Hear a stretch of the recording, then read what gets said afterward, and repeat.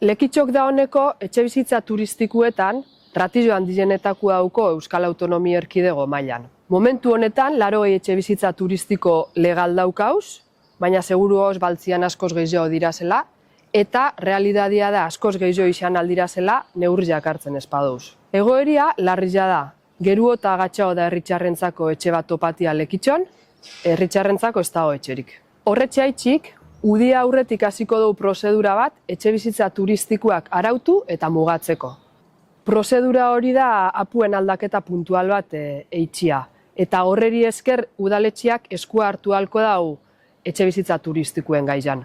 Bestetik, oin pare bat hile Eusko Jaurlaritzak eremu tentzionauen zerrendia tara eban, Lekitxo ez dauz hartu zerrenda horretan, eta zerrenda horretan egotiak, eremu tentzionatu izendatut egotiak, eskumen batzuk emoten dotzoz udalari etxebizitzien gaian esku hartu ahal izateko. Orduan, segiduko dugu eskatzen Eusko Jaurlaritzari gune tentzionau izendatzeko, ez dugu beste aukerarik ulertzen. Amaitzeko, etxebizitzien diagnostiko zehatz baten gau datozen hilabetietan, hortik politika konkretuak landu ahal izateko etxebizitzien egoeria hobetzeko. Egoeria aldatuta, herritxarren biziak hobetzea gure helburua eta horretxetan pausuak emoten segiduko dugu.